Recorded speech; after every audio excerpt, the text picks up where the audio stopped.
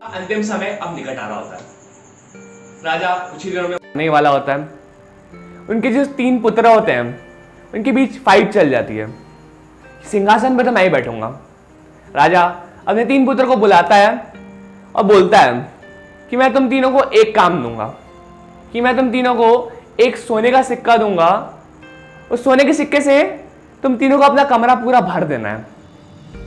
जो भी इस काम में सफल हो जाएगा उसको मैं अपना पूरा राजपाट दे दूंगा। तीनों बच्चे बहुत ज्यादा खुश हो जाते हैं और तीनों बच्चों को कहे अनुसार एक एक सिक्का दे दिया जाता है।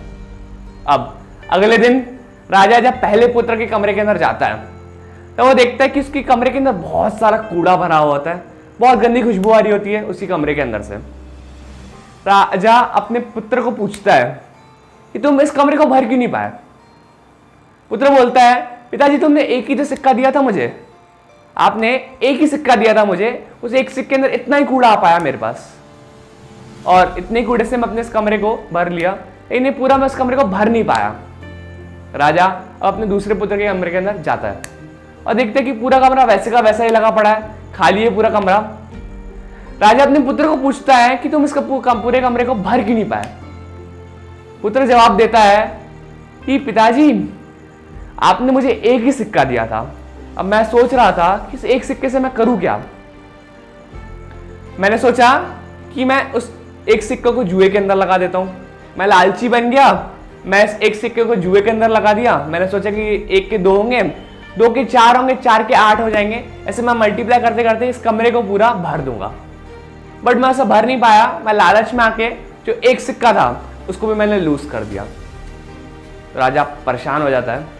राजा अब अपने तीसरे पुत्र के कमरे के अंदर चला जाता है और देखता है उसका कमरा भी पूरा खाली लगा पड़ा होता है, बट उसके कमरे के अंदर 3-4 फ्लावर पॉट पड़े होते हैं और बहुत अच्छी खुशबू आ रही होती है।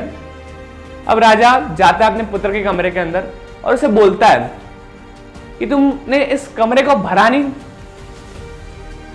पुत्र बोलता है, पिताजी इस कमरे को मैंने तो भरा तो है, ये कमरा सुगंध से भरा तो है। राजा इतना ज्यादा खुश हो जाता है उस पुत्र से कि उस पुत्र को अपने पूरा का पूरा राजपाट दे देता है। वो जो कमरा है ना वो हमारी जिंदगी है, और जो सोने का सिक्का है वो कर्म है, और जो राजा है वो है भगवान। हम सब उनके पुत्र ही तो हैं। हम सबको कर्म करने का मौका तो मिलता है, बट हम सब कुछ सही कर्म कर नहीं पाते हैं। कुछ लोग उन कर्मों की मदद से जो भगवान हमको देते हैं, जो मौका हमको देते हैं, उन कर्मों की मदद से अपनी जिंदगी के अंदर पूरा कूड़ा भर देते हैं और हमारी जिंदगी बहुत ज़रा अंदर से खुशबू आ नहीं रही होती है। मतलब बहुत ज़रा कूड़ा होता है खुशबू के अंदर।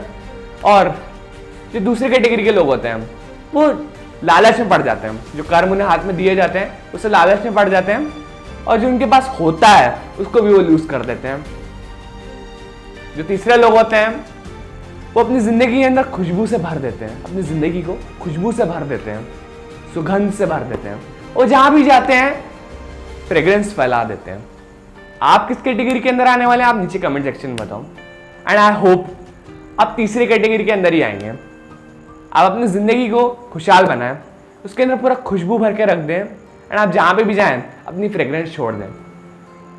फाइनली आप चैनल पहली बार है, चैनल को जरूर सब्सक्राइब कर दीजिए। ये ऐसी पावरफुल वीडियोस हम चैनल के ऊपर लगातार लाते रहते हैं।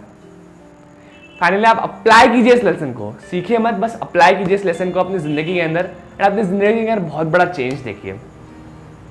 तब तक के लिए आप लेसन को अप्लाई कीजिए, एंड मैं आपसे मिलूंगा अगली वीडियो में।